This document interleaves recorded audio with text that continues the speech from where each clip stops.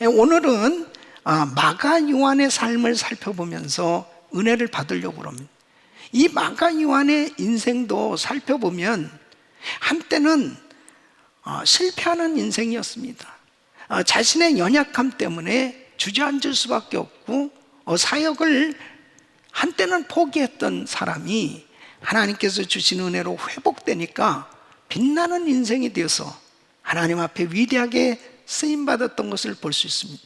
저는 오늘 이 말씀을 통해서 하나님이 어떻게 이 마가 요한을 회복시키셔서 세상 끝까지 빛을 비추는 그런 위대한 사역자로 세워주셨는가 하는 것을 말씀을 드리려고 합니다. 여러분, 특별히 코로나 팬데믹 상황 속에서 이 자신의 연약함 때문에 주저앉을 수밖에, 실망하고 낙심되어지고 좌절할 수밖에 없는 그런 환경 속에 계신 성도님들은 오늘 이 말씀이 여러분들에게 회복되어질 수 있는 은혜의 말씀이 되어서 여러분 모두가 다 회복되어 빛을 비추는 복된 삶 되시기를 예수 그리스도 이름으로 축원합니다. 하나님이 어떻게 이 마가 요한을 회복시켜서 세상 끝까지 우리 주님 앞에 위대하게 쓰임을 받을 수 있었을까요? 이 마가 요한의 일생을 살펴보면 마가 요한은 부유한 믿음의 가정에서 자란 청년이었습니다. 그의 어머니는 이 부유한 믿음의 여인으로 자신의 집을 예수님의 사역에 내어놓았던 것을 볼 수 있습니다. 이 골로새서 4장 10절에 보면 마가에 대해서 이렇게 이야기하겠어요. 나와 함께 갇힌 아리스다고와 바나바의 생질 마가와, 그러니까 이 바나바의 조카였어요. 이 마가 요한이 그러니까 이 바나바와 마가 요한의 어머니는 남매간이었을 것입니다. 이 바나바도 역시 부유한 사람이었어요. 그래서 사도행전 4장 37절에 보면 그의 밭을 팔아서 하나님 앞에 드렸던 것을 볼 수 있습니다. 이 마가 요한의 어머니도 역시 예루살렘에 120명이 들어갈 만한 그런 다락방을 가진 대저택을 가지고 있었던 것 같습니다. 그 자기의 집을 주님의 사역을 하는 일을 위해서 드려졌던 것은 참으로 그의 생애에 큰 축복이었던 거죠. 그래서 이 마가는 어머니의 이 독실한 신앙의 분위기 가운데 잘 자란 청년이었습니다. 전통적으로 학자들은 예수님께서 최후의 만찬을 베풀었던 그 장소도 바로 이 다락방이었을 것이다. 그러니까 이 마가 요한의 어머니는 예수님 사역의 초기 때부터 주님의 사역을 섬겼을 뿐 아니라 이렇게 예수님의 제자들이 사역하는 그 모든 것들을 잘 섬겼다. 그런 환경 속에서 이 마가 요한은 자연스럽게 예수님도 만나게 됐을 것이고 예수님의 제자들하고도 교제를 나눌 수 있는 그런 축복된 환경 가운데서 성장했던 것을 볼 수 있습니다. 여러분, 믿음의 집안에서 이렇게 말씀과 경건 가운데 성장할 수 있다는 것은 큰 축복이죠. 그러니까 이 마가 요한은 이렇게 은혜로운 환경 속에서 자랐다는 것, 이것이 얼마나 큰 은혜입니까? 저는 우리 성도님들이 이 팬데믹 상황 가운데 가장 안타까운 거, 정말 신앙생활 하는데 가장 힘든 게 뭐예요? 예배에 성공하셔야 돼요. 이 은혜 받는 환경을 반드시 만드셔야 돼요. 또 가정에서도 우리 자녀들에게 역시 마찬가지입니다. 부모님이 정말 기도하고 부모님이 예배를 드리고 이 가정이 예배 드리는 환경이 만들어질 때 자연적으로 자녀들은 이 은혜 속에 자라가게 돼 있습니다. 그래서 아이들에게 VBS라든지 또 수양회라든지 어떻게 해서라도 성경 공부든지 은혜 받을 수 있도록 이런 환경을 만들어 줘야 돼요.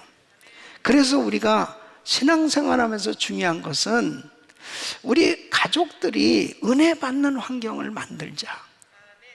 이런 은혜가 있길 바랍니다. 이 마가 요한은 이제 하나님의 큰 은혜를 받았죠. 예수님께서 예루살렘 떠나지 말고 아버지가 약속하신 것을 기다려 몇 날이 못돼 성령으로 세례를 받으리니, 그래서 이 마가 다락방으로 제자들이 모였던 것입니다. 예수님 부활하시고 승천하신 후에 이제 이 제자들은 마가 다락방에 모여서 간절히 기도하는 가운데 성령의 불세례를 받습니다. 그 중에 이 마가 요한도 이 뜨거운 은혜를 경험했을 것입니다. 이제 안디옥 교회가 세워졌는데 바울과 바나바가 최초의 선교사로 파송을 받습니다.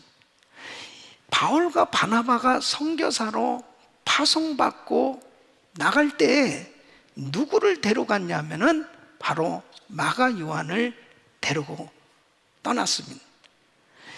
사도행전 13장 5절에 보면 이 살라미에 이르러 하나님의 말씀을 유다인의 여러 회당에서 전할세 요한을 수종자로 두었더라 그랬습니다. 그러니까 바울과 바나바가 이제 파송받고 1차 선교 여행단에 바로 이 마가 요한이 함께 합류해서 가게 된 거예요. 이제 힘든 고난, 역경, 이런 시험, 이런 것들이 선교지에 계속해서 선교 사역에 어려움을 주는 거죠. 그래서 사도행전 13장 13절 보면 이 바울과 및 동행하는 사람들이 바보에서 배 타고 밤빌리아에 있는 버가에 이르니 요한은 저에게서 떠나 예루살렘으로 돌아가고, 아니 이제 그 버가에 배를 타고 가게 됐는데 이제 집으로 가겠다는 거예요. 그러니까 바울과 바나바의 허락을 받고 집으로 돌아간 게 아니고 그냥 무단 이탈한 거죠. 그러니까 마가 요한은 어떻게 자랐어요? 부잣집 청년 아니에요. 정말 온실에서 자란 화초처럼 그렇게 시련과 시험을 별로 당하지 않고 지냈던 이 마가 요한에게 있어서는 엄청난 힘든 고통의 시간이었을 것입니다. 그러니까 아직 구원은 받고 은혜도 받고 했지만 선교하기에는 준비가 안 됐던 것이죠. 누가복음 14장 27절에 보면 누구든지 자기 십자가를 지고 나를 쫓지 않는 자도 능히 나의 제자가 되지 못하리라. 은혜는 받았지만 막상 주의 선교 사역을 위해서 일하려고 하다 보니까 너무 엄청난 이 고난과 어려움을 겪는 이 마가 요한에게 있어서는 아직 준비가 안 된 거예요. 그래서 결국은 포기할 수밖에 없었습니다. 이제 바나바와 바울이 1차 선교 여행을 마치고 이제 본교회로 돌아왔습니다. 그리고 예루살렘에 가서 선교 보고를 하였을 때 그곳에 마가 요한이 있었을 것입니다. 1차 선교 여행 때 고난도 많이 있었지만 하나님께서 가는 곳마다 함께 역사하시니까 기적이 일어나는 거예요. 그러면서 수많은 영혼들이 예수님을 영접하고 그리고 제자들이 세워지고 교회가 세워지는 이런 일들을 정말 간증하는 것을 들었던 마가 요한이 어떻겠습니까? 그 현장을 경험했었잖아요. 이런 선교 보고를 듣는 마가 요한의 심정에는 후회도 되고 회개도 되고 또 부끄러움이 있었을 것입니다. 내가 왜 그때 못 참았지? 내가 왜 그때 참 이 사도들의 마음을 아프게 했지? 힘들게 했지? 이런 여러 가지 생각들이 많이 있었을 것입니다. 아마 큰 은혜를 받았던 것 같아요. 2차 이제 선교 여행을 출발할 때 결단하는 겁니다. 나도 가겠습니다. 다시 선교에 헌신하겠습니다. 그랬을 때 바나바가 정말 기쁘게 생각하면서 이 마가 요한을 데려가려고 하는 거예요. 그런데 사도 바울은 안 된다는 겁니다. 저 사람은 준비가 안 됐다. 정말 사역에 도움이 되는 게 아니고 오히려 너무 힘든 짐이 된다. 그러면서 마가 요한을 데려가지 않겠다는 것입니다. 그게 결국 바나바하고 바울하고 다투기 시작하는 것입니다. 그래서 사도행전 15장 36절 40절 보면 수일 후에 바울이 바나바더러 말하되 우리가 주의 말씀을 전한 각성으로 다시 가서 형제들이 어떠한가 방문하자 하니 바나바는 마가라 하는 요한도 데리고 가고자 하나 바울은 밤빌리아에서 자기들을 떠나 한 가지로 일하러 가지 아니한 자를 데리고 가는 것이 옳지 않다 하여 서로 심히 다투어 피차 갈라서니 바나바는 마가를 데리고 배를 타고 구브로로 가고 바울은 실라를 택한 후에 형제들에게 주의 은혜의 부탁함을 받고 떠나 그랬습니다. 그러니까 바나바는 마가를 데리고 떠납니다. 그리고 사도 바울은 실라를 선택해서 실라를 동역자로 이제 새롭게 선교 사역을 하는 거예요. 이 바울과 바나바가 다투었다는 데 대해서 어떤 사람들은 굉장히 감동을 받은 사람들이 있어요. 아, 바울과 바나바도 싸웠다. 굉장히 마음이 따뜻하대. 아, 대사도들도 이렇게 싸우는구나. 자, 그렇다면 누가 옳았을까요? 바울이 옳았을까요? 바나바가 옳았을까요? 헬로? 누가 올랐을까요? 이 바나바와 사도 바울 다 각각의 생각이 다 맞는 생각이에요. 그렇기 때문에 이렇게 기도 많이 하고 이렇게 성령 충만한 주의 종들도 어쩔 수 없이 서로 나눠질 수밖에 없었습니다. 예, 서로의 주장이 다 옳기 때문이죠. 결론적으로 보면 또 열매로 보면 어떠냐면 사도 바울은 사실 신라를 선택해서 함께 사역함으로 엄청난 선교 사역의 열매가 맺어졌습니다. 뭐 말할 수 없는 그런 선교 사역에 많은 영혼들이 구원을 받고 교회들이 세워지고 뭐 엄청난 사역이 이루어졌죠. 자, 바나바와 마가 요한은 어떻게 됐느냐?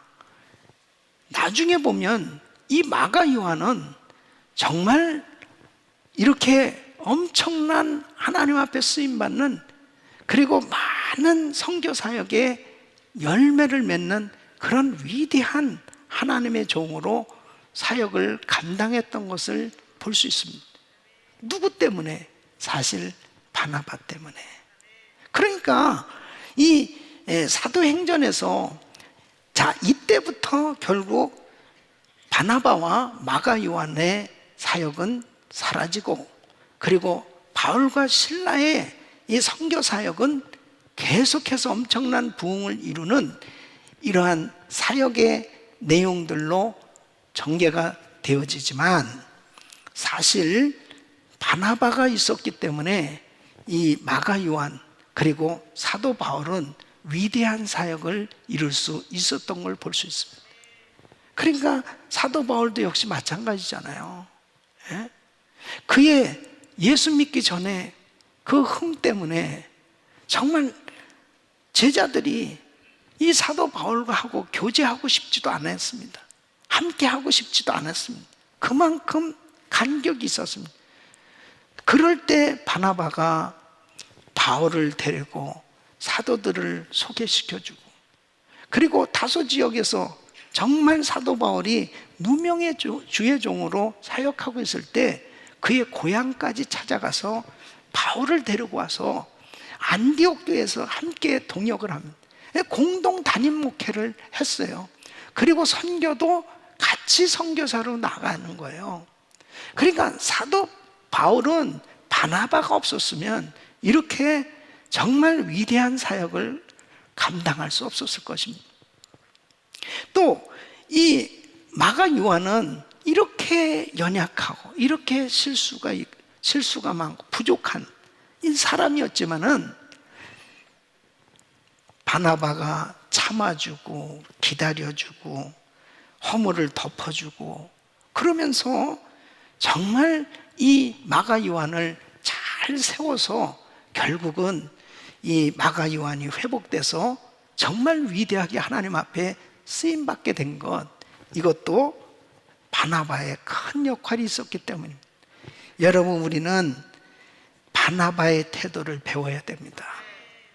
정말 나는 좀 드러나지 않는다 하더라도 나 때문에 많은 사람들이 회복돼서 더욱더 많은 영향력을 끼칠 수 있는 마가 요한과 같은 사람, 또 바울과 같은 사람이 많이 세워지는데 쓰임받을 수 있다면 바나바는 정말 귀한 사역자요, 하나님이 기뻐하는 종인 줄로 믿습니다. 그래서 지금 이렇게 코로나 팬데믹 가운데 참 지치고 피곤하고 힘들고 정말 곤고한 이런 시간들을 보낼수록 바나바 같은 사람이 필요해요. 정말 서로 격려해주고 그리고 위로해주고 따뜻한 사랑으로, 그러니까 그 허물을 덮어주면서 세워줄 때 하나님께서 은혜 가운데 회복의 은혜를 부어주시고 하나님께서 놀랍게 사용해 주시는 이런 역사를 이루어 주실 줄로 믿습니다. 마가 요한은 바울과의 관계도 회복되었어요. 그리고 같이 동역하게 되는 걸 볼 수 있습니다. 그래서 골로새서 4장 10절에 보면 나와 함께 갇힌 아리스다고와 바나바의 생질 마가와 이 마가에 대하여 너희가 명을 받았음에 그가 이르거든 영접하라. 너무 놀라운 것은 로마 감옥에서 이 바울과 함께 같이 고생하고 있는 모습을 보게 됩니다. 그리고 사도 바울이 이 마가 요한이 너무 자기 사역에 유익한 사람이라는 거예요. 그래서 디모데후서 4장 11절 보면 이제 사도 바울이 순교하기 얼마 전에 이제 마지막에 기록한 이 디모데후서를 보면 네가 올 때 마가를 데리고 오라. 저가 나의 일에 유익하니라. 그래서 결국 선교 사역에 이 마가 요한과 함께 동역했던 것을 보게 됩니다. 이 모든 것들이 다 회복됐어요.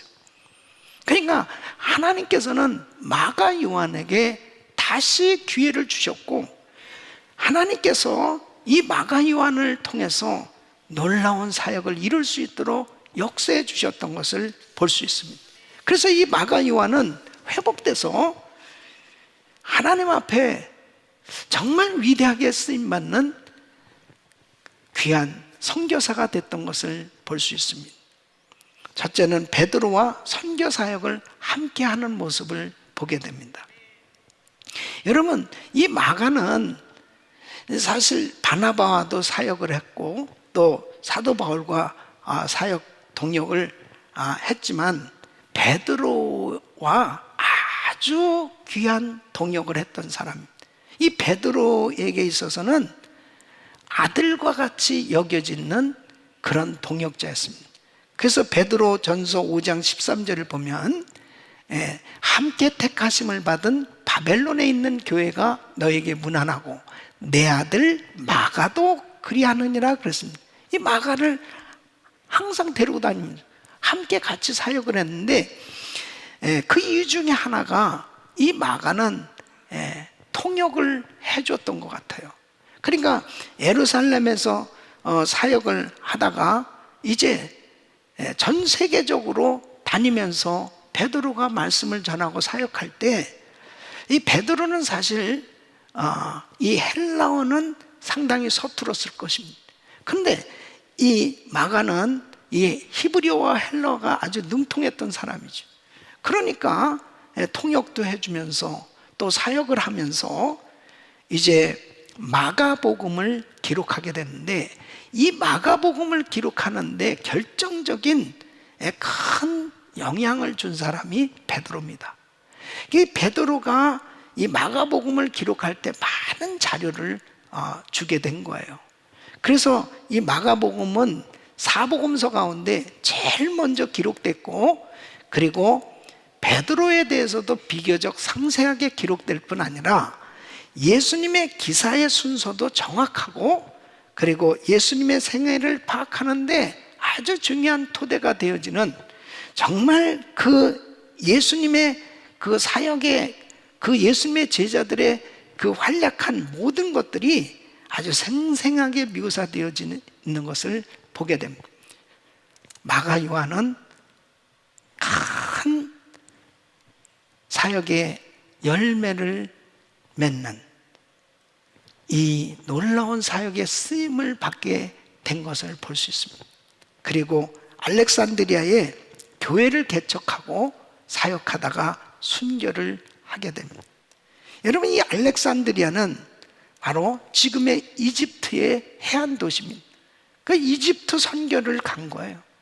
그래서 거기서 교회를 개척하고, 그리고 제자들을 양육합니다. 사역을 왕성하게 해나가는 과정 가운데 이제 트라이아누스 황제 때에 이제 잡혀서 박해를 받는데 줄에 묶여서 이리저리 끌려다니는 이런 고문을 당하다가 결국은 죽임을 받습니다. 그리고 그 시체를 불에 던졌다고 그래요. 그렇게 순교하게 됩니다. 이 마가 요한, 한때는 선교사로서 자기의 연약함 때문에 실패한 적도 있었지만 하나님의 은혜로 회복돼서 이렇게 위대한 하나님의 사역을 감당하기까지 이 바나바와 바울과 베드로와 함께 동역했을 뿐 아니라 끝까지 선교사로서 순교하기까지 정말 땅끝까지 빛을 발하는 하나님의 종으로 귀하게 쓰임받았던 것을 볼 수 있습니다. 우리 사랑하는 성도 여러분, 내가 지금 나의 연약함 때문에 내가 하는 어떤 일들이 잘 안 되고, 그리고 내가 내 자신을 보아도 부족하고 다른 사람들이 나를 볼 때 부족하게 보여지는 그런 상황 가운데 있다 하더라도 하나님의 은혜로 회복되면 다시 일어설 수 있습니다. 여러분, 그 영국의 그 유명한 정치가 윈스턴 처칠, 영국이 가장 위기 가운데 있을 때 세계 2차 대전을 승리로 이끌었던 그 귀한 정치가 아니겠습니까? 그는 사실 중학교 다닐 때 영어를 낙제해가지고 계속해서 3년이나 진급이 안 됐다는 것입니다. 한마디로 공부를 못했다는 겁니다. 근데 그러다 보니까 육군사관학교도 못 들어가고 이제 집안의 배경으로 포병학교에 들어갔답니다. 이런 부족한 부분들이 있었고, 그리고 이 처칠에게 있어서 가장 힘든 병이 뭐냐면 우울증이 있었습니다. 여러분, 이 우울증은요 참 이겨내기 힘든 병입니다.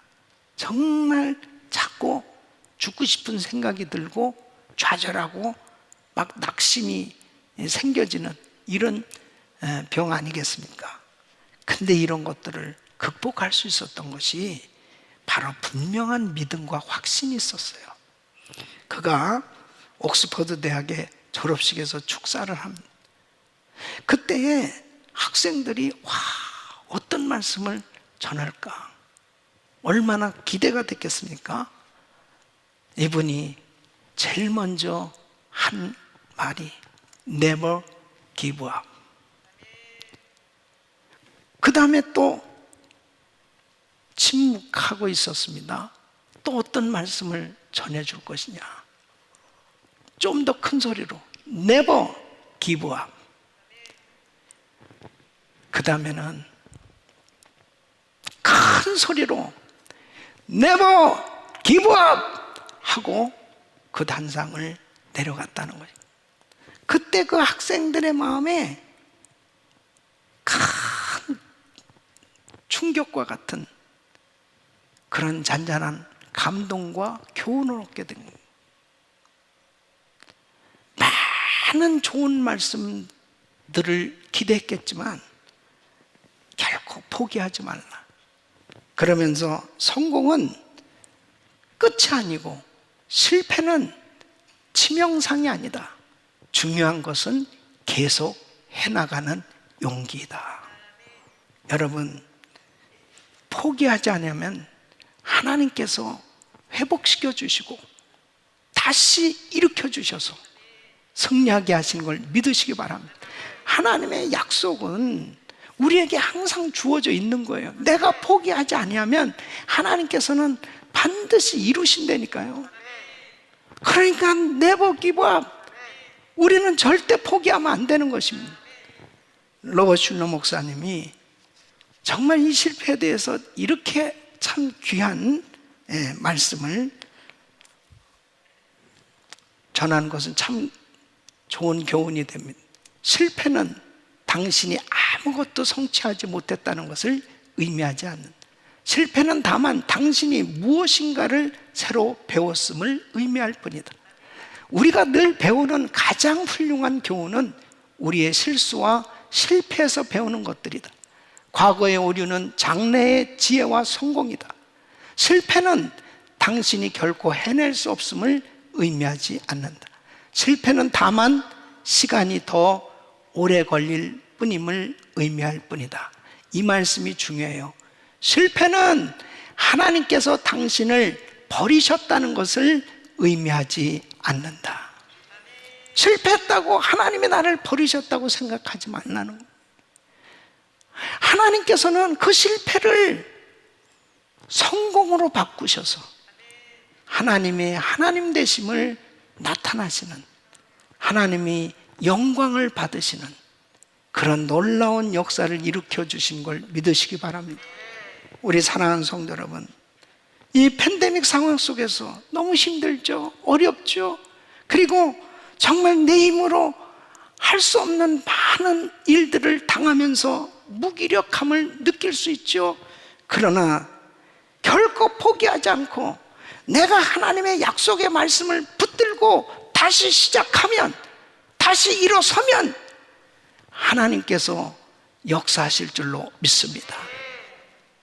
마가 요한처럼 때로는 자신의 연약함 때문에 실패할 때도 있었고, 그리고 정말 낙심 가운데 주저앉아 있을 때도 있었지만 하나님께서 회복시키셔서 위대하게 쓰셨던 것처럼 우리 사랑하는 성도 여러분, 이런 팬데믹 상황 속에서도 하나님의 언약의 말씀을 붙들고 회복되어 땅끝까지 빛을 발하는 세계 선교 마무리에 위대하게 쓰임받는 하나님의 사람들로 세워지기를 예수 그리스도 이름으로 축원합니다. 기도하겠습니다.